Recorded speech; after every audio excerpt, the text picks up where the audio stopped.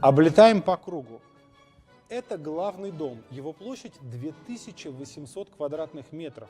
Он находится в центре участка, но его, кроме как с воздуха, никак нельзя рассмотреть. Со всех сторон его окружают взрослые деревья. Давайте полетим в дальний угол участка. Там тоже много всего интересного. Рядом построено несколько беседок и отдельный гостевой дом. Он левее, не совсем вошел на гулять по специальному газону с тропинками. Кто подарил эту усадьбу, знаете кто? Вот кто. Самый богатый олигарх России, Алишер Усманов. Он просто дарит структуре, тесно связанной с премьер-министром, усадьбу стоимостью 5 миллиардов рублей. Как это называется? Правильно, взятка. Возглавлял этот самый фонд «Дар». Он тоже выпускник Петербургского университета, ученик нашего старого знакомого Ильи Елисеева. И у нее даже собственное название есть – «Вилла дель Айолла».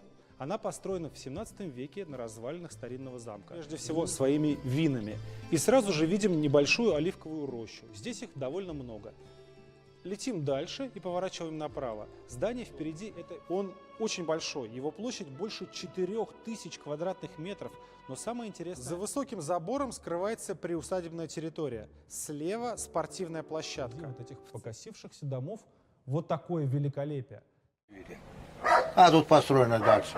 Не дальше, не знаю. Вот там за деревней. И он туда приезжает. Ну там загорожено, я там сам не был.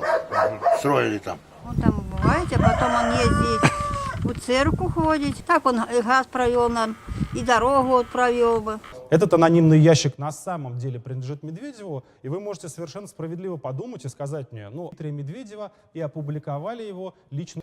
Снова успех. Вот Медведев в таких же. Обувью дело не ограничивается.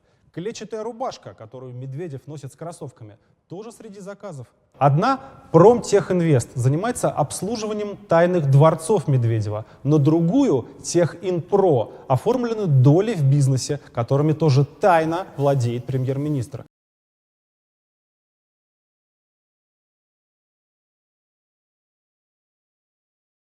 Удавка на шее коррупционеров должна сжиматься постоянно и неумолимо.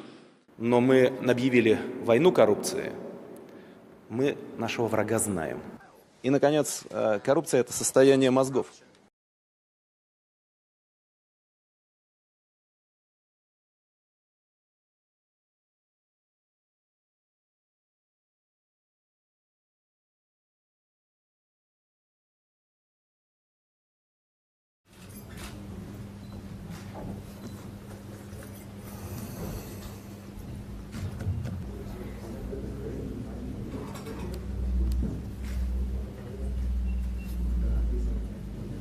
За границей.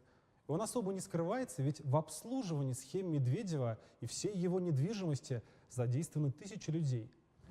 Эти секретные дворцы охраняют государственные спецслужбы. То есть, по сути, секреты хранят только от нас с вами, от народа России, за чей счет все это и построено, а внутри самой власти все это отлично знают. И Медведев может воровать так много и так открыто, потому что и Путин делает то же самое, только в еще большем масштабе.